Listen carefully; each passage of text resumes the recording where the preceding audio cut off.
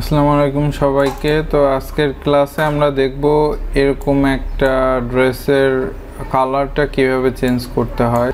তো আমরা আজকে চেষ্টা করব যে ব্ল্যাকটাকে কিভাবে অন্য যে কোনো কালারে রূপান্তর করা যায়। তো চলুন শুরু করি।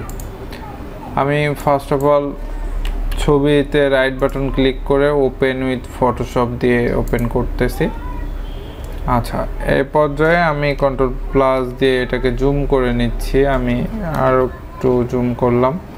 আচ্ছা, এখন আমাদের চেষ্টা করতে হবে এই যে আমরা যেই কালারটুকু চেঞ্জ করতে চাই সেইটুকু মার্ক করতে হবে। এই জন্য আমরা এখান থেকে কুইক সিলেকশন যে টুলটা আছে এটা সিলেক্ট করব। তারপরে এখান থেকে আমি ড্র্যাগ করে আমি মার্ক করার চেষ্টা করব।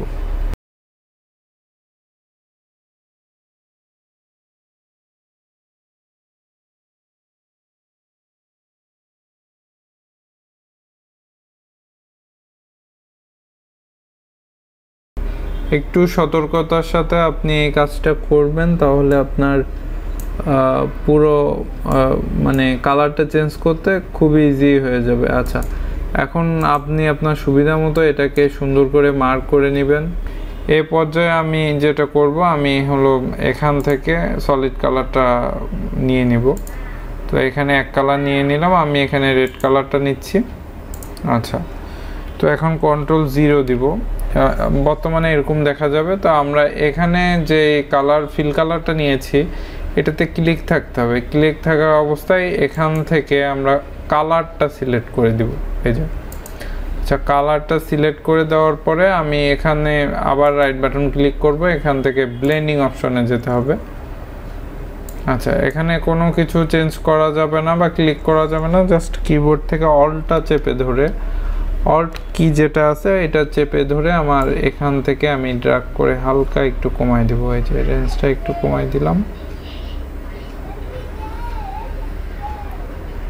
আচ্ছা, তো এখন আমি ওকে দিব।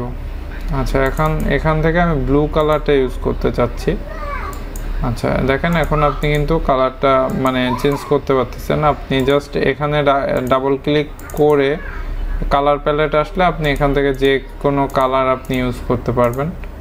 তো ব্ল্যাকের উপর সচরাচর আমরা জানি যে কালারটা দেওয়া যায় না এবং দিতে গেলে একটু সমস্যা হয় এবং এক্স্যাক্ট কালারটা আসে না, মানে পিওর যে কালারটা সেটা পাওয়া যায় না।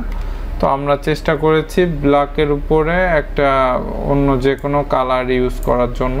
তো আপনারা এভাবে আপনাদের যে কোনো পোশাকের কালার চেঞ্জ করার ট্রাই করতে পারেন এবং কোনো অসুবিধা হলে আমাদের গ্রুপে পোস্ট দিবেন এবং এই জায়গাগুলো মার্ক করার সময় একটু সাবধানে মার্ক করবেন, যাতে কোনো জায়গায় মানে সমস্যা না থাকে। তাহলে আপনার কালার যে চেঞ্জ করা হয়েছে ডিজাইনের এটা আপনার বোঝা যাবে না। এটা একটু সময় নিয়ে করতে হয় আর কি।